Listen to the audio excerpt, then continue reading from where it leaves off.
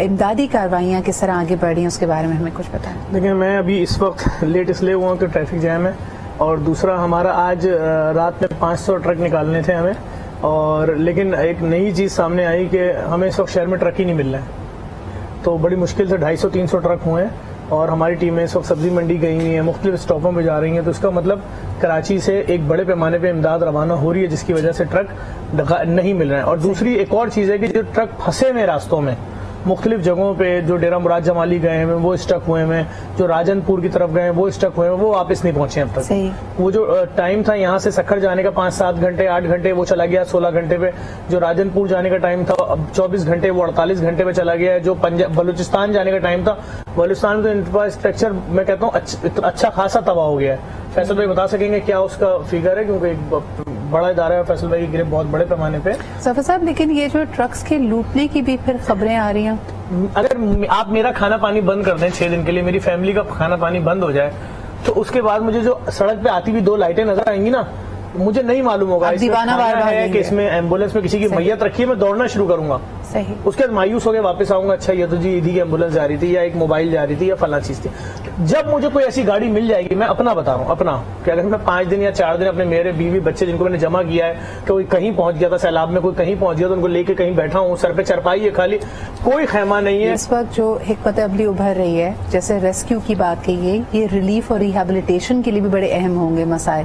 بلوچستان میں بڑی تیزی سے ویدر ابھی بدلے گا، پری فیبریکیٹڈ گھروں کی آپ کو ضرورت ہے کیونکہ ٹینٹس اس سردی کو نہیں جھیل پائیں گے.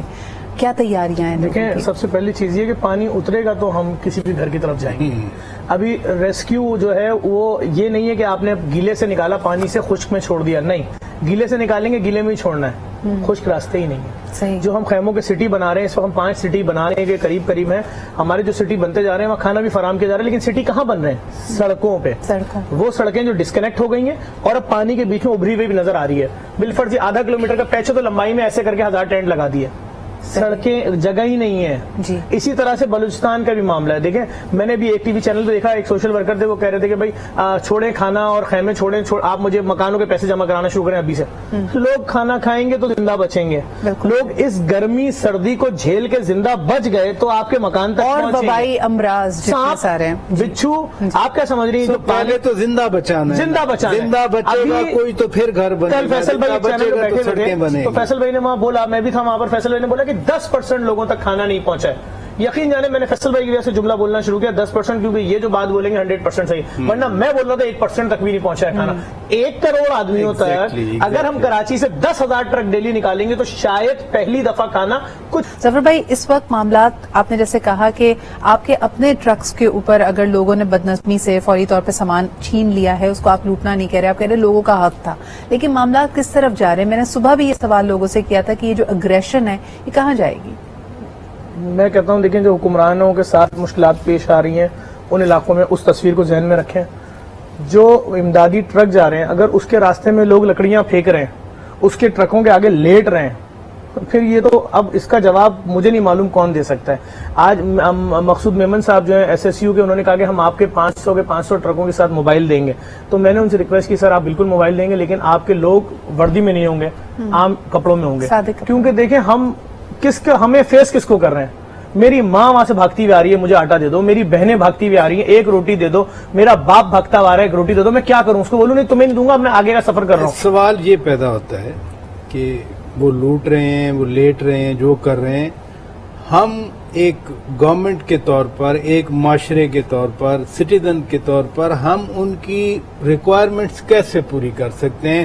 ضرورت تو پوری کرنی، ان کو اب یقین نہیں دلا سکتے ہم، بچانا سب. آج 7 دن ہو گئے، ان کو یقین نہیں، اب ان کو یقین نہیں چاہیے. ہم ان کو کسی کی بھی قسم کھا کے بول دیں گے میں بحیثیت NGO بات کر رہا ہوں، وہ میں آپ سے اس لیے پوچھ، حکومت نہیں، نہ حکومت کا کوئی سپورٹر. یہ بیٹھے ہوئے ہمارے سماجیات کے شہنشاہ فیصل عیدی ہمارے سینئر ہیں، جو یہ بولتے ہیں وہ ہم کر رہے ہیں. ہم NGO ہو کر یہ یقین کیوں دلائیں گے اور وہ ہماری بات پہ کیوں بھروسہ کریں گے؟ تو 1.5 کروڑ لوگ جو یہاں پر ہیں، آپ کیا ایڈوائز کیا کرتے ہیں؟ میں یہ ایڈوائز کروں گا ٹی وی کے اوپر تمام سیاستدان ہاتھوں میں ہاتھ ڈال کے آئیں، تصویر دیں کہ آج سے سیاست ختم، جلد سے ختم. ہم کسی انسانی المیے کی طرف نہیں جا رہے، کیونکہ اگر یہ ایسے ہی لڑے تو ہم کروڑوں لوگوں کو دفنائیں گے کیسے؟ پھر ایک نئی کیمپین ہوگی اس چینل کے اوپر جہاں ساری دیواریں سفید ہوں گی, مدد کرو نہیں لکھا ہوگا تھیلی میں نہیں کپڑے میں دفناؤ. ہم سفید کاٹن کی اپیل کر رہے ہیں. 1 کروڑ لوگوں کو دفنانے کے لیے کپڑا چاہیے. بھوک سے مر جائیں گے, جو بھوک سے مرے گا دھوپ سے مر جائیں گے, جو دھوپ سے بچیں گے وبائی مرض سے بچ جائیں گے, جو وبائی مرض سے بچ بھی گئے اگر تو ان تک کھانا کہاں سے پہنچے گا؟ سسٹم کیا ہے؟ پکا ہوا کھانا کہاں سے آئے گا؟ ظفر صاحب میں یہی تو گزارش کر رہا ہوں کہ ہم ان کو زندہ بچائیں. ابھی وقت ہے, 10-15 دن کے بعد وہ زندہ بھی نہیں بچ سکیں گے. زیادہ بول رہے ہیں آپ بہت زیادہ بول رہے ہیں سر. میں آپ کو پھر سمجھا دوں, سڑک تک آنے کے لیے ایک متاثرہ فیملی کو 30 سے 60 کلومیٹر پیدل ننگے پاؤں شیشے مٹی ہر چیز کے اندر چلنا پڑ رہا ہے کانٹوں میں.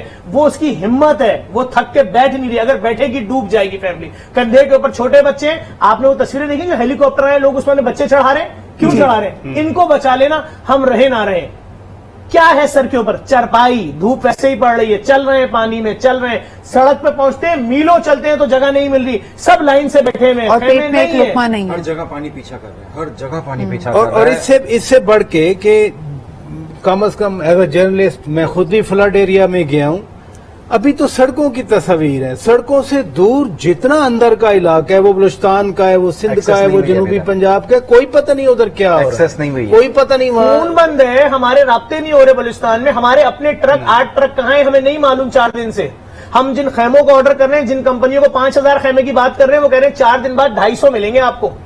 میٹر یہ ہے کہ 250-3 کروڑ لوگوں کے لیے میں بات کر رہا ہوں. پھر صحیح فرما رہے ہیں آپ, بالکل حکومت دے سکتی ہے, میں اپنی بات کر رہا ہوں اپنے اداروں کی.